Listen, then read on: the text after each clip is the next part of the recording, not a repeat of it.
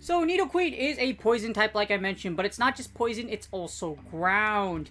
Like I mentioned, Nidoqueen, the reason why its stats are really good is because it's somewhat bulky. As you see here, pretty balanced, high on the stamina, pretty good attack, and good defense. So its stats make it a semi-bulky mon, and thanks to the new poison buffs for its moves for Poison Fang, you can actually set up some really sweet plays. As you see here, the thing about Poison Ground, though, is that Poison Ground is really interesting for several reasons. It's weak to ground, where yes, you are a ground type that's weak to other ground types, because you carry poison, which is why Diggersby is really powerful. Ice types like Frostless and Dugong and Lapras to come to mind. Psychic types like Hypno with Confusion, and water types. The good thing is a lot of the water meta has been banned. However, things like Rainy Castform are still out there, so you might want to be careful. However, with poison and ground, you do have several resistances. Of course, as a ground type, you resist other poison types. You also resist, well, poison and ground makes you double resist poison, actually, so that's why you resist poison. You also double resist electric just because ground double resisting electric. You resist bug, fairy, fighting, and rock. You're not going to see too much bug action here, but the fact that you do resist charmers, fighters, counter users do matter a lot in Nidoqueen, which is why it ranks so high in the Great League Remix. As you see here, it sports Poison Jab, Sludge Wave, Earth Power, Stone Edge. Because of its versatile moveset and the fact that it has Earth Power, you also have Poison Fang, which is one of its main moves that you use. Poison Fang is a fantastic bait move, and it does give you a 100% debuff -1. The bad thing about Nidoqueen is, unless you have one from before, it's kind of difficult to find unless it's cloudy weather. But as you see, and it's not super expensive, but you know, 50k dust is not a pretty penny. Alright, as I say, please consider contributing to pvpoke.com using this tab right here. So, Nidoqueen is the queen, you know, like Queen Elizabeth from Britain. Well, I've actually been to London. London's pretty sweet. If you go to England, you're gonna have a really good time. Just remember, fish and chips. Chips are fries, so just remember that. Anyway, just a fun little travel tip from King of Charmanders, because I love England and I can't wait to go back. Anyways, as you see here, for the Great League Remix, we have Nidoqueen. So Nidoqueen Shadow or the regular one, either one works. As you see, the rating isn't too much apart, and it's kind of like Lax and Shadow Lax and Snorlax, like Shadow Snorlax and North Snorlax. Not too much of a huge vague difference, at least for cups like this. As you see here, Nidoqueen's one of the same things. Now, the reason why Nidoqueen's kind of rough is if you look over here on the rating side, Nidoqueen does really well against steel types just because it has Earth Power, and it also does well against Shadow Champ, well, fighters in general and charmers. Basically, Nidoqueen's poison resistance gives it a lot of good utility in the Great League Remix. Now, of course, remember what I mentioned, water types like Jellicent or like Rainy Castform, they're going to give you a little bit of a hard time. Hex Jellicent isn't super bad, however, Bubble Beam and Ice Beam can still hurt you a lot. Also, because you do fly, Mandibuzz is able to keep you from using Earth Power. However, you can Poison Jab plus, well, Poison Fang plus its debuff ability sets you up for a lot of plays, which is why, even though, as you see here for Cresselia, even though Cresselia does have a really good rating against you, yes, it does have Grass Knot as well as Psycho Cut, it's able to do a lot of damage just because you're able to debuff the unholy heck out of the poor flying duck. Also, Obama Snow isn't too bad. In the 2-shield, you could actually take out Obama Snow with Poison Fang. One of your worst nightmares, however, would probably be Diggersby. Nidoqueen does best in the lead. Well, it does best in the lead or switch. You really don't want to close out with Nidoqueen just because there's a lot of Pokemon like Rainy Castform or Jellicent, like with Bubble Beam, etc. Basically, if you close out with Nidoqueen, it's not the bulkiest thing in the world, so unlike Registeel, it doesn't have a great variety of moves either, to where it does very well in the closer. It still does well, but lead and switch definitely is where Nidoqueen shines. As you see in the lead, Nidoqueen ranks at number 4. Stomping out what mentioned before, fighters, the steel type, well, the most prominent steel type, which is basically Registeel, Wigglytuff, as well as other most fighters. I think, yeah, most fighters, just because of Shadow Champ, and Obstagoon. I was thinking for a sec because I was like, wait a minute, where's the other? I was like, no, Obstagoon and Machamp are pretty much the main fighters of this meta. As a switch, Nidoqueen actually ranks at number 3. It's extremely powerful as a switch just because, as you see here, it's able to do, you could 2-shield your way through Sableye, you could also 2-shield your way through Obstagoon. Now, given with Sableye, you're going to have to land an Earth Power, however, it's still very threatening for your opponent because you'll basically put a lot of pressure on Sableye just because of the fact that Earth Power does a lot of damage, and if you could bait with Poison Fang, it's even better. But as you see here, there is ways to win in the 2-shield scenario. As you see in the 2-shield, you're also able to beat Jellicent. So Nidoqueen is incredibly powerful in the lead or the switch. Just beware of basically ground types, as you see here. Also, you have to be careful of Registeel in the 2s as well, just because Registeel, you have to Earth Power Registeel basically. If you don't successfully bait one of Registeel's shields with Poison Fang, you're going to be really rough, or if you can't Earth Power through shields. You will need to hit 2 Earth Powers on a Registeel. 1 Earth Power won't kill. You either need to... 1 Earth Power won't kill, you need 2, from what I remember. I've actually Earth Powered a lot of them before, and yes, 1 doesn't kill, so unfortunately. That's why in this 2-shield, Registeel has a really good match against you. Same thing with Hypno. As you see, Hypno is the premier Psychic type in the Great League Remix because Hypno somehow dodged, even though Hypno Double Dark was a really popular team, somehow it dodged a bullet for this cup, and it wasn't banned. So Hypno with Confusion will hurt Nidoqueen a lot. In the closing scenario, Nidoqueen isn't at its best. As you see here, there's gonna be a little bit, as you see, wait, hold on, yes, as you see, you have to scroll all the way down here. Nidoqueen doesn't do fantastic as a closer just because, as you see, you could still lose against Registeel with Flash Cannon. Other things like Sableye, Wishcash, Diggersby, and Cresselia also have really cheap charge moves, or you're just gonna get straight nuked just because Earthquake is just so powerful, or Wishcash with the Blizzard, or it can Machine Gun Mud Bomb you to death, so just keep that in mind. That doesn't mean Nidoqueen can't win against a lot of things in the closer. As you see, you still beat fighters, you're still able to beat Obstagoon, you can beat some things like Mew, as well as super thick mods like Lickitung in the closing scenario. Alright, here's the PeepPoke.com matrix. It's the part you probably all skipped to because it's the most important piece of the information if you already know Nidoqueen's types and its rankings for the most part. As you see, we got Nidoqueen and Shadow Nidoqueen. I put both of here. I'm not going to do an IV spread just because I can tell you ahead of time, it's not really going to matter which rank you like. Yes, right. Yes, bulk does matter, but IVs only matter when they matter in Nidoqueen's case. Because most of the time, Nidoqueen, high attack Nidoqueen isn't going to matter just because the ratings are so close.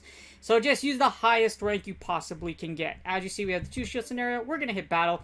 And as you see here, Shadow Nidoqueen and Nidoqueen, they do flip some things depending on which scenario you're at. For example, as you see here, with the Beedrill and Castform matchup, with Castform, you can beat it with regular Nidoqueen, you'll lose with Shadow. So depending on which version you use, it's more important, or the version matters more than the actual like IVs of your Nidoqueen. Like I said, just use the highest one you possibly can, because as you look here, like I mentioned before, your ratings are so close, even if your IVs were maxed out, it wouldn't really matter. And if you do get the mirror anyways, whichever one wins CMP, or whoever plays the bait game better is likely going to win. So just keep that in mind. Don't hurt your head with IVs. But as you see, the version does matter. So you can, as I mentioned, you can beat Obama. Some key matchups is you could beat Obamastone in the 2-shield. In the 2-shield, you could also beat Cresselia with regular Nidoqueen, as well as Ferrothorn. So regular Nidoqueen, as you see here overall in the 2-shield, it actually does. There's a lot of things that like really put in consideration when you put your team together. As you see here, Ferrothorn, you could be a Nidoqueen, but you lose against Frostus in the 2-shield. I'm not super confident with the Shadow Nidoqueen matchup though, because as you see here, 503 rating is really close. So anything with 500 or close to 500 is a super close matchup. In other words, don't count on it, because if you lag, you're likely going to die. However, because Nidoqueen is a poison type, you will beat Charmers. You could also beat Lickitung in the 2-shield. As you see here, you could also beat Mandibuzz. Mandibuzz, you're not going to Earth Power it anyways. You're going to Poison Jab it to death. But just as you see here, you're able to do enough damage to take out a super tank like Mandibuzz in the 2-shield. You can also take out Melmetal.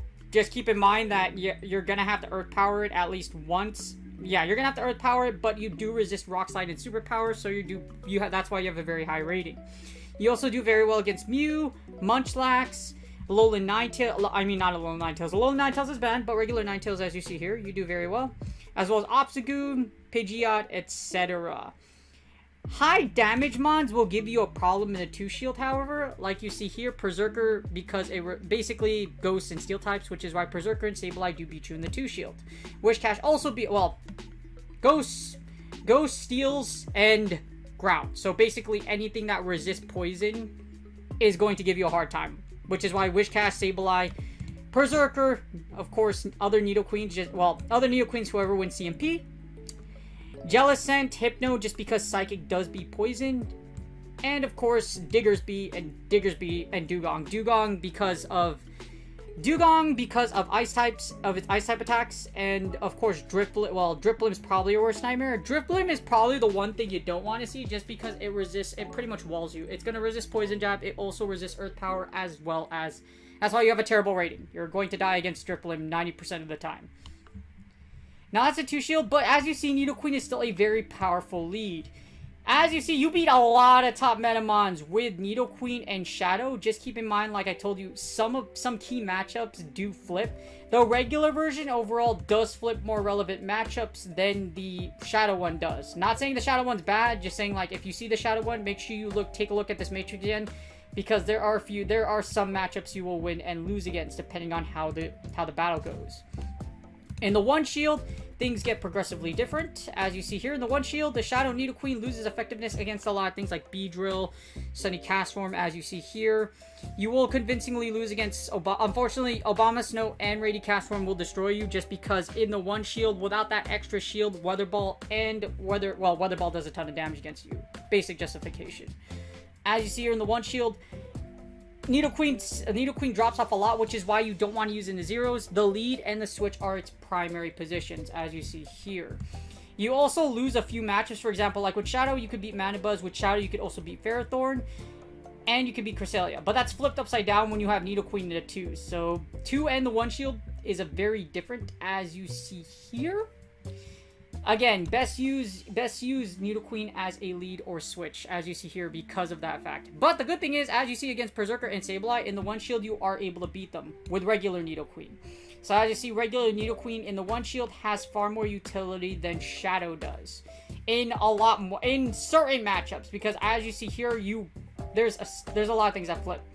With Shadow, you could beat Cresselia in the 1s, Ferrothorn, Mandibuzz, and Zweilous, but there's a lot more relevant matchups for the regular one than the Shadow one. But the funny thing is, if you looked at the chart before, Shadow Nidoqueen actually beats most of these in the 2, beats Shadow Nidoqueen's like matchups in the 1 shield and the 2 shield versus the other way around. So it's actually, this is my opinion, but the regular one works better than the Shadow one for more scenarios. So don't let it hurt your head. If you only have the Shadow one, you want to use the Shadow one, there's really not too much about it. Just like make sure you look at your matchups and be aware of what you lose in 2 to 1s. It's super complicated, so I can go over the matrix, but you could easily just slow down this video, take a look for it yourself, or run one, and then you can see just exactly what you'll win and lose against. Because depending on what you put together with your Nidoqueen 2 is really what's going to matter a lot in the long run as well. So whichever team you put together with Nidoqueen to cover which specific weaknesses or strategy. As you see here in the Zero Shield, this is why you don't want to use Nidoqueen or Shadow Nidoqueen in the Zero Shield. Yes, you will beat a lot of things. You can beat things that you nuke with Earth Power. As you see here, you'll nuke Fire types. You'll also nuke Berserker. You could also Poison Jab things to death as well, etc. But, however, as you see here, Diggersby, Dugong, Charizard, Rady Castform, Obama Snow, Ferrothorn, you lose against a lot of things in the closer. Yeah, 400's kind of close, but it's not close enough for me to convincingly say that Nidoqueen is an amazing closer.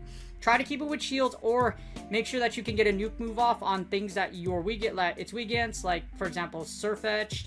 Make sure you can nuke Stunfisk, etc. with Earth Power.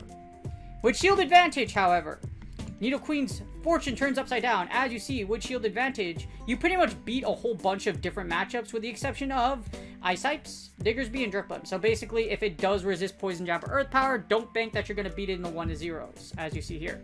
Which is basically why Drifblim and Diggersby beat you. As well as Mantine, just because it resists Earth Power. But other than that, you beat a lot of matchups in the 1 to 0s. So if you're going to leave it in the back as a closer, or if you're going to leave it, just make sure you have a shield with it. However, Daddy Cash will still take your money, as you see there. 2 to 0s, Shadow Nidoqueen or regular Nidoqueen is still very powerful. In fact, in the 2 to 0s, you'll beat you practically beat everything in the meta, with the exception of regular Nidoqueen having a problem against Diggersby. You'll lose it, but, 494 isn't a super bad rating. So, as you see here, basically, you could eat the basic justification is that, well, here, I'm not going to show it to you. Basically, what happens here is that you get double baited with Fire Punch, and then they Earthquake you to death. So you could eat one Fire Punch, and you're fine. In the 2 to 1s, things do change a little bit, as you see here. In the 2 to 1s, you have a great advantage against a lot of matchups. Just be aware of things like Diggersby, Drifblim, Hypno, Jealous, and basically the same justification. If it resists Poison Jab or Earth Power, or basically if it flies or if it's a ground type, you're probably going to die. Other than that, you do beat a lot of matchups up shield advantage, which is why Nidoqueen in the back, if you're going to leave it in the back, don't make sure you don't close it, make sure it has shield advantage, basically. But as you see, Nidoqueen is excessively powerful with shield advantage, as in 2 to 1s. So Nidoqueen does best in the 2 shield scenario. It also does best when it has shield advantage, or if it's up shield, as you see here. You can flip a whole ton of matchups. However, depending on how your team is put together, that really depends on whether or not Shadow or regular work for you. Like I said, don't let your head hurt. If you want to use Shadow, that's perfectly fine. Just make sure you double check, do a little bit of practice, because there is differences between kill range and both between the regular Nidoqueen and the Shadow Nidoqueen. And that's GG's. I hope you guys enjoyed the video. As you see here, or as we analyze, Nidoqueen is really powerful in this cup. So Poison Buff really did make it to where Nidoqueen kind of dodged the bullet, because if it was the top 20 now, you can bet Nidoqueen would likely be banned. And a lot of them basically, like, probably maybe Shadow Golbat or other picks that were buffed. Likely, however, Nidoqueen would likely be banned. So thanks to the new buff, Nidoqueen is able to be used in the Great League Remix, and it's really powerful. General synopsis of it, there is a difference between the regular version and the Shadow version. Very minimal, but it's good to take a look at it, practice a little bit, just to see which one you're comfortable with. Also, Nidoqueen does best in the lead and the switch, or with shield advantage. It's not a bad idea to leave Nidoqueen in the back to use as a safe switch, or to use in the back in some sort of strategy to where if you have like a fighter or whatever, to throw it into a fighter or something of that sort, just because it's that good. Remember, poison types do resist Charmers as well as fires. That's why they're really that freaking good, and that's why Nidoqueen jumped up. Now, the problem with Nidoqueen, it can still lose to Registeel and Diggersby. Ground types have a lot of utility in this meta, and that's why Diggersby is basically the most powerful mon, or ranks up at the top, and Registeel can still beat Nidoqueen in certain scenarios, so it's not like a losing win condition completely. So just keep in mind, their top meta are still very good against Nidoqueen. However, if you have shield advantage, you might be able to come up with something. But like I said, best positions for Nidoqueen, lead, switch, and make sure it has shield advantage. If it does have shield advantage, you're able to flip a lot of matchups. Just be aware of things that resist poison and flyers, just because of the fact that Earth Power is resisted, and of course Ghosts, just because Poison Jab and Poison Fang are resisted. Hopefully this video does help you out, because a lot of people have been asking me about Nidoqueen, and it's really good for this freaking cup. So, as you see here, it's really good, just be careful. So, with that being said, if you guys really like the video, please do me a favor and like and subscribe. It's totally free. Did I mention it's totally free, and it really helps out my sub channel goal for the end of the year for 3K subs. Also, you can easily subscribe by literally, you see that little subscribe box in the bottom right? All you have to do is put your mouse over it, and you can easily subscribe. I appreciate my subscribers. I appreciate you. If you're already subscribed, thank you for the long time support. And if you haven't done so yet, remember, liking and subscribing is totally free, and I really do appreciate it. Hopefully this video does help you guys out. And as I always say, good luck on your Go Battle League sets, and I will see you guys on the next video. Ciao!